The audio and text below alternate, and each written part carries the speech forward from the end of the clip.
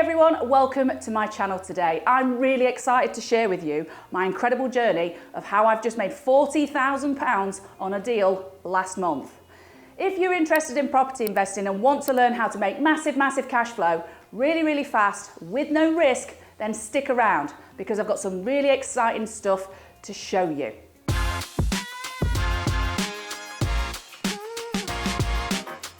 You may have heard about a property strategy called deal packaging. This is where you simply find a deal, you find an investor, you put the two together and you charge a fee for that. Now the average fee would be about £5,000 for a genuine deal. Now here's the thing, I want you to forget all that, okay? I'm talking about making tens of thousands of pounds on just one deal. So let's talk about my latest deal, where I've just made £40,000. Now before this deal became a deal, it was a lead from my marketing. Now, I'm more than happy to talk about my marketing, but I'm going to put that in another video. So make sure you give this video a thumbs up and subscribe so you don't miss a single video. Now, the vendor used to live in the house with her ex-husband. Now the house has got negative memories for the vendor because her marriage broke down in the house. She's since moved on, she's okay.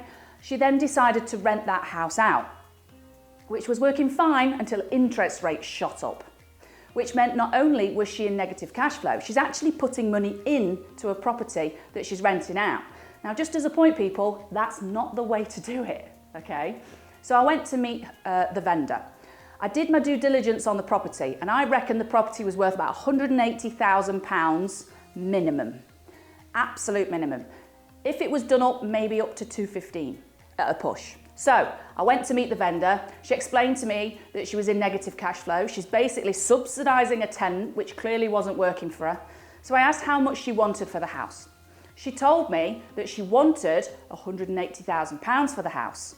And I said to her, okay, if I'm being honest, I do think it's worth 180, but that's not what I'm going to offer you for it.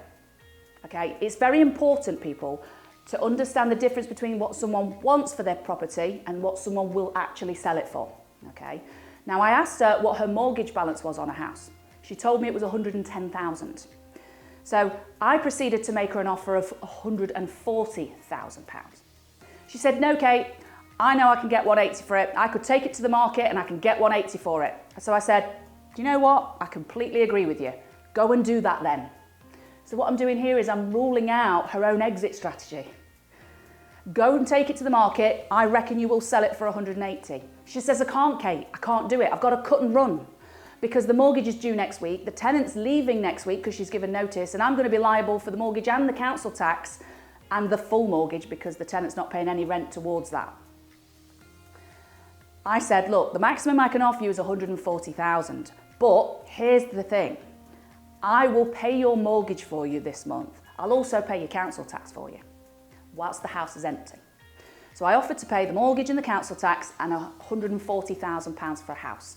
Now, her balance is 110, okay? And I'm going to offer her 140, for which I also explained what I was going to do with the property, which was that I'm going to take it and sell it on the open market for £180,000. But until it's sold, I'll pay your mortgage and your council tax and I'll give you 140 for it. Which means that you still stand to make a profit from the sale. Now you've got to remember, people, she didn't buy the house for 180 or 140, she bought it years and years ago, okay? So she's still making profit from the sale. Now she needs to process this sale as fast as possible because she's also got credit card debt. So I said, how much do you need? She said, I've got about £6,000 of credit card debt. So I said, I'll tell you what I'll do. I'll give you £10,000 up front. So I'm going to give her £10,000, pay a mortgage, pay a council tax, and then I'm going to take her house and sell it on the open market for £180,000.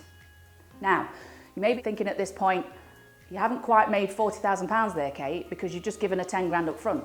Well, actually what I did was I arranged for the £10,000 to come off the 140 I'm going to give her. So I'm giving it to her up front, and then when the sale goes through, I get that back. Okay, fair enough. Some legal fees, some estate agent fees.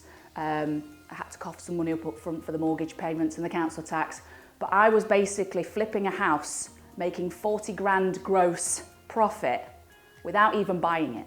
You see, the mistake most deal packages make is that they find these incredible deals and then they sell the majority on to investors and the value goes to the investor. For example, they'll agree a 25% below market value deal and then sell that deal on to the investor for 3 to 5 grand. The investor's making 25% equity in that deal if it's a 25% below market value deal. This is about creativity, structuring deals to make tens of thousands of pounds per deal. Now, don't get me wrong, it's not going to happen with every single deal. Some are going to make me 40, some will just make me 3 to 5 grand. Some will make me 10, 30, 40. I've just done a deal where I'm charging £100,000 to package a portfolio. I do about an average of 4 deals a month, so you can work out the numbers. That's a lot of money. Now, by the way, if you want to learn how to do this, then you need to join me on my Deal Packaging Discovery Day. There is a link in the description below for you to register for my next event, where you can meet me in person and talk all things property. And guess what? It's completely free, but spaces are very limited because it's a free event and it's face-to-face. So to avoid disappointment, go and click on that link now, and I'll look forward to seeing you there. Be sure to subscribe and hit the notification bell so you never miss another video. I've been Katie Wilson, and I hope to meet you in person very, very soon. Cheers.